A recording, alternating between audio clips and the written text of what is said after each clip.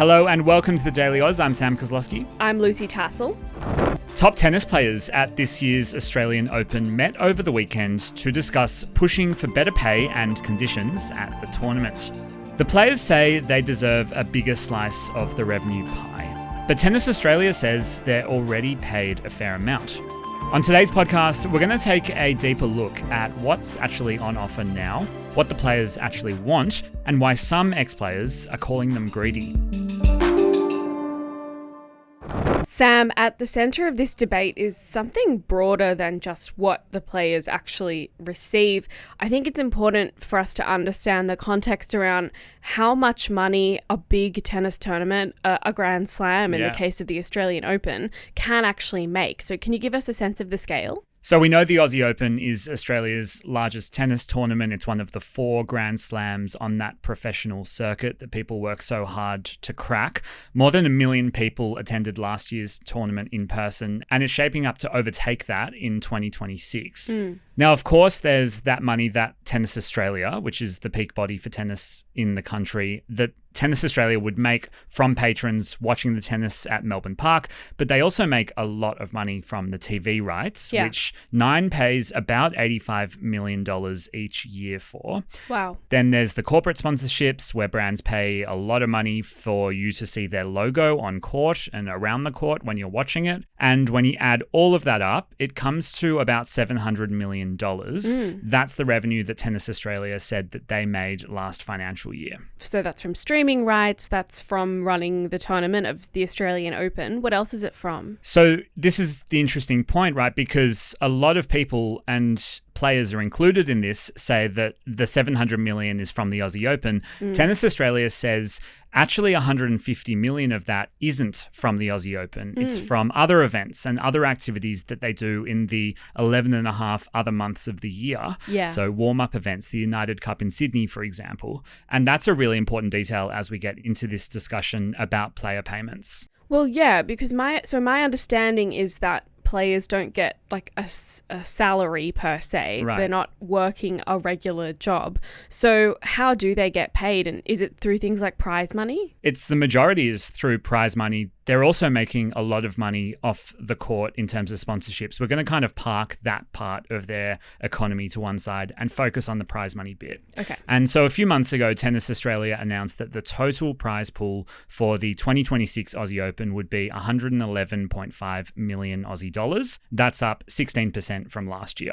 And both the men's and women's single winners will earn $4.2 million each. That's a 19% increase on last year. And even if you get knocked out in the first round of the main event, you still take home about 150,000 Aussie dollars. Wow. And so if you look at that prize pool as a percentage of Tennis Australia's total revenue, it's about 16%. If you look at it as a percentage of what Tennis Australia says is just made at the Aussie Open, it goes to about 20%. So the prize money has gone up significantly. And when you look at it as a percentage of everything that the Australian Open makes, or not even profits, right? Just revenue.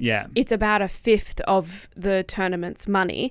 So why are players unhappy? Well, they say it's not enough. And the players want all Grand Slams to lift their total prize pool to 22% of each tournament's revenue by 2030.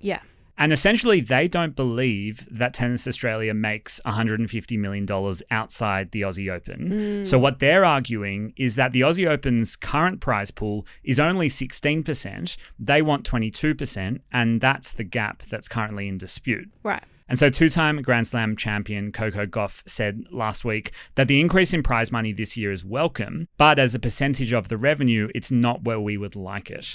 And she's just one of a really star-studded group of players calling for this increase in pay and some better conditions. Right. It includes Alex de Minaur, the Australian player. Last year's Australian Open winners Madison Keys and Yannick Sinner are also involved. Are they making their case as a group or as individuals? So they've formed a kind of union. It's called the Professional Tennis Players Association, or the PTPA. It's been leading the charge in these discussions. It was co-founded by Novak Djokovic, you might have heard of him, and Canadian tennis player Vasek Pospisil. The interesting thing about the PTPA, by the way, is that Novak Djokovic has actually now left the union that he established due to what he says is, quote, a lack of transparency and governance and the misuse of his image and name in promoting the organization. So a whole nother podcast episode on the players union there. But in any case, the PTPA launched a lawsuit against the sport's governing bodies last March.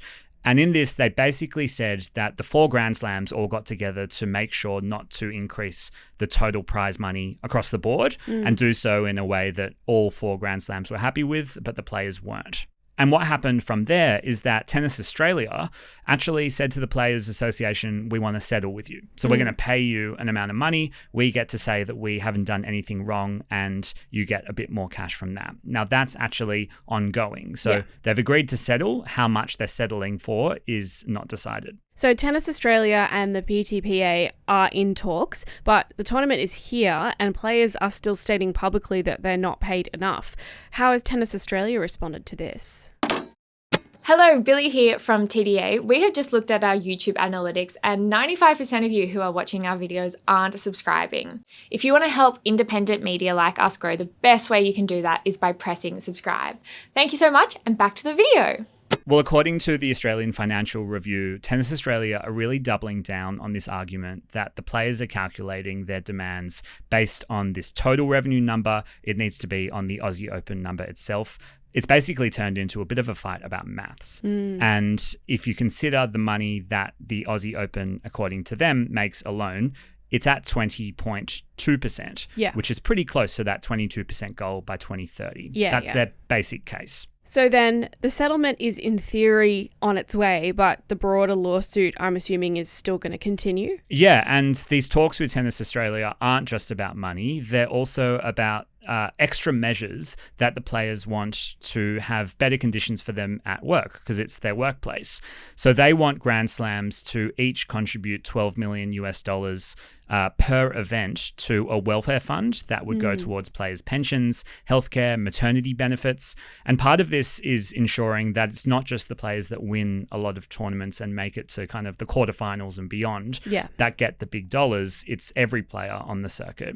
Reigning champion Madison Keys said this week that she would prefer money to be put into these sort of player welfare programs rather than straight into their pockets. She said, at the end of the day, I think we're all partners and we all need each other. So I would really like to see the Slams put their shares towards player welfare. Can we zoom out for a sec? How does the Australian Open compare to the other Grand Slams, like the US Open, for example? So it's second in the group of 4. The US Open is the most lucrative slam. It offered $90 million last year, which is about 135 million Aussie. And that was an increase of 20% over the previous year. So it's going up pretty quickly across the board. Then there's the Aussie Open on 111 million. Wimbledon is offering about 108 million and the French Open is offering about 98 million. And both of those only increased by 6%. So there's a bit of a lag there.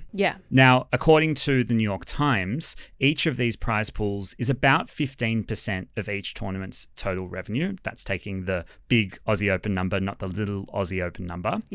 So there is a gap between the 15% and the 22% that the players want. Let's zoom out again.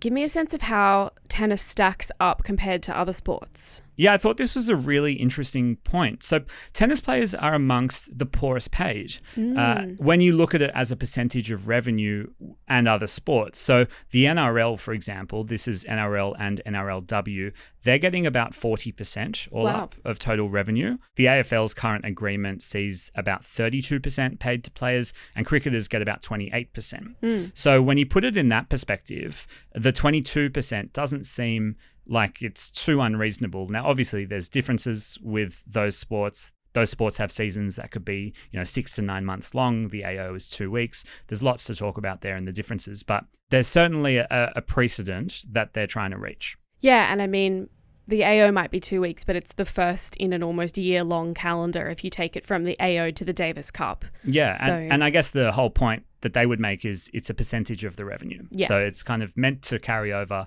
across however long and lucrative a season might be. You mentioned at the top that there has been some pushback. Who did we hear that from? Well, Australian tennis great Pat Rafter, who younger members of our audience might know from Bonds ads, older members might know from his 2 US Opens and 2 Wimbledon finals. Yeah. He called the players greedy. So Rafter said players ramping up their push for more prize money is, quote, not warranted in an era where they're earning more than ever before, both on and off the court. Those are those sponsorships that I mentioned at the top. Pat Rafter said, I think it's just greed at the end of the day. I think they're making plenty of money. It just irks me. So where does this leave things? We've got a pending lawsuit, we've got differing views within the sport, and we've got the whole tournament still to play for, right? Yeah, and you can almost guarantee that the players are going to be asked about this at every press conference after their games. Yeah. And it's kind of a genuine standoff. I mean, you've got the players who've got significant support from a union now, the PTPA,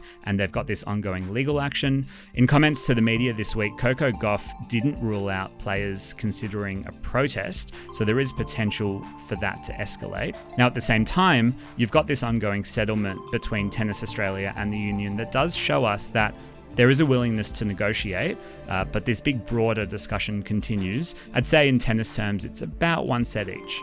Well, if you are struggling to understand what that means, you can sign up to TDA's sport newsletter at the link in our bio. Nice one. Thanks so much for explaining that to us, Sam. Thanks, Lucy. And thank you for joining us. We'll be back this afternoon with the headlines and again tomorrow with another deep dive. Until then, have a great day.